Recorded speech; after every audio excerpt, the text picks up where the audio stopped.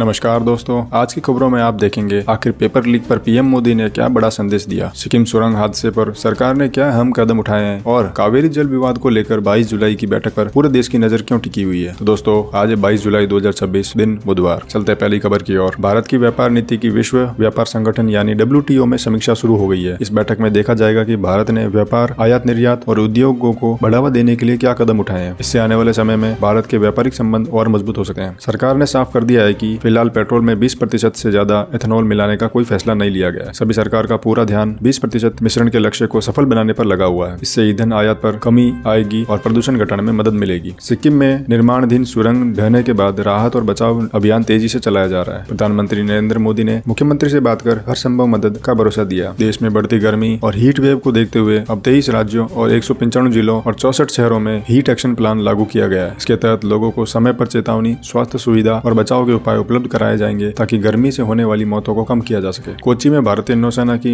मेजबानी में एक बड़ा समुद्री सुरक्षा अभियान शुरू किया। इसमें 26 देशों के प्रतिनिधि हिस्सा ले रहे हैं। इस अभ्यास का उद्देश्य समुद्री सुरक्षा बढ़ाना, आपसी सहयोग मजबूत करना और किसी भी आपदा से निपटने की तैयारी करना है। प्रधानमंत्री नरेंद्र मोदी ने कहा है कि पेपर लीक केवल किसी एक राज्य की नहीं बल्कि पूरे देश की समस्या है। उन्होंने कहा है कि दोषियों के खिलाफ कड़ी कार्रवाई होनी चाहिए ताकि युवाओं की मेहनत और भविष्य सुरक्षित रह सके। कावेरी नदी के पानी को लेकर तमिलनाडु और कर्नाटक के बीच फिर से विवाद बढ़ गया है। इस मुद्दे पर 22 जुलाई को कावेरी जल प्रबंधन अधिकारियों की बैठक होगी, जिसमें दोनों राज्यों के लिए पानी के बंटवारे पर फैसला लिया जाएगा। भारतीय मूल के सांसद कनिष्ठ नारायण को ब्रिटेन सरकार ने आर्टिफिशियल इंटेलिजेंस मंत्री बनाया गया है। उन्होंने देश की AI नीति और नई तकनीक को बढ़ावा देने की जिम्मेदारी दी गई है। इसे भारतीय समुदाय के लिए भी बड़ी उपलब्धि माना जा रहा है। 23 जुलाई से कॉमनवेल्थ गेम्स 2026 की शुरुआत होने जा रही है। इस बार कुछ नए खेलों को शामिल किया गया है, जबकि कुछ पुराने खेलों को बाहर रखा गया है। भारत के कई खिलाड़ी इस प्रतियोगिता में पदक जीतने की उम्मीद के साथ उतरेंगे। सरकार भारतीय भाषाओं में डिजिटल सेवाओं को और आसान बनाने पर काम कर रही है। इसी दिशा में एक विशेष कार्यशाला आयोजित की गई, जहां AI और नई तकनीक की मदद से भारतीय भाषाओं को बढ़ावा देने पर चर्चा हुई। सरकार ने संसद में बताया कि फिलहाल दूध के लिए न्यूनतम समर्थन मूल्य यानी MSP लागू करने का प्रस्ताव नहीं है। सरकार का कहना है कि डेयरी क्षेत्र को दूसरी योजनाओं के जरिए मजबूत किया जा रहा है। ग्रामीण स्वरोजगार प्रशिक्षण संस्था यानी RSETI के जरिए गाँवों के युवाओं और महिलाओं को अलग अलग रोजगार से जुड़े प्रशिक्षण दिए जा रहे हैं। इससे हजारों लोग अपना छोटा व्यवसाय शुरू कर आत्मनिर्भर बन रहे हैं। सरकार देश में कोयले का उत्पादन बढ़ाने पर जोर दे रही है ताकि विदेशों से कोयला आयात कम करना पड़े। इससे बिजली उत्पादन मजबूत होगा और विदेशी मुद्रा की भी बचत होगी। मौसम विभाग ने राजस्थान के 33 जिलों में भारी बारिश की संभावना जताते हुए ऑरेंज और येलो अलर्ट जारी किया है। लोगों को सावधानी बरतने और जरूरत पड़ने पर सुरक्षित स्थानों पर रहने की सलाह दी गई। 21 जुलाई को देश भर में राष्ट्रीय ध्वज अंगीकरण दिवस मनाया गया। इसी दिन वर्ष 1947 में संविधान सभा में तिरंगे को भारत के राष्ट्रीय ध्वज के रूप में अपनाया था। इस अवसर पर तिरंगे का सम्मान और उसके महत्व को याद किया गया। गुजरात में हरित ऊर्जा और स्वच्छ तकनीकों के इस्तेमाल से कार्बन उत्सर्जन में बड़ी कमी दर्ज की गई है। सरकार का कहना है कि इससे पर्यावरण संरक्षण के साथ साथ नेट जीरो लक्ष्य हासिल करने में मदद मिलेगी। भारतीय वायुसेना ऑस्ट्रेलिया में आयोजित पिच ब्लैक 2026 सैन्य अभ्यास में हिस्सा ले रही है। इस अभ्यास में कई देशों की वायुसेना शामिल है और इसका उद्देश्य आपसी तालमेल और युद्धक क्षमता को मजबूत करना है। विदेश मंत्री S जयशंकर ने ब्रिटेन के नए विदेश मंत्री एड मिलीबैंड को बधाई दी। दोनों देशों के बीच व्यापार, सुरक्षा और रणनीतिक सहयोग को आगे बढ़ाने पर भी चर्चा की उम्मीद है। राष्ट्रपति द्रौपदी मुर्मू ने उत्तर मैसेडोनिया की राष्ट्रपति से मुलाकात की। दोनों नेताओं ने व्यापार, शिक्षा, पर्यटन और सांस्कृतिक संबंधों को और मजबूत बनाने पर सहमति जताई है। सरकार अब कोयला उत्पादन के साथ साथ पर्यावरण संरक्षण पर भी बराबर ध्यान दे रही है। नई नीतियों के तहत ग्रीन माइनिंग, आधुनिक तकनीक और स्थानीय लोगों के विकास को प्राथमिकता दी जा रही है। सरकार के अनुसार उत्पादन आधारित पर प्रोत्साहन यानी PLI योजना के तहत अब तक 2.4 लाख करोड़ रुपए से अधिक का निवेश किया गया है। इससे 14 लाख से ज्यादा लोगों को रोजगार मिला और देश में मैन्युफैक्चरिंग सेक्टर को बड़ी मजबूती मिली है। केंद्रीय कृषि मंत्री शिवराज सिंह चौहान ने खरीफ फसलों, मानसून और खाद की उपलब्धता की समीक्षा की। उन्होंने अधिकारियों को निर्देश दिए कि किसानों को समय पर उर्वरक और अन्य जरूरी सुविधाएं उपलब्ध कराई जाए। ब्रिक्स देशों ने पारंपरिक और आधुनिक चिकित्सा के क्षेत्र में सहयोग बढ़ाने का फैसला किया है। इसके लिए एक विशेषज्ञ समूह बनाया गया है जो रिसर्च, दवाओं और स्वास्थ्य सेवाओं में मिलकर काम करेंगे। सिक्किम सुरंग हादसे में जान गंवाने वाले लोगों के परिवार के लिए प्रधानमंत्री राष्ट्रीय राहत कोष से 2 लाख रुपए और घायलों के लिए 50,000 रुपए की आर्थिक सहायता देने की घोषणा की गई है। सरकार का कहना है कि मेक इन इंडिया और उत्पादन बढ़ाने वाली योजनाओं का असर अब साफ दिखाई देने लगा है। देश में नए उद्योग लग रहे हैं, निवेश बढ़ रहा है और लाखों लोगों के लिए रोजगार के नए अवसर तैयार हो रहे हैं। तो दोस्तों, ये थी अब तक की अहम न्यूज। कल फिर इस समय मिलेंगे, तब तक के लिए जय हिंद, वंदे मातरम।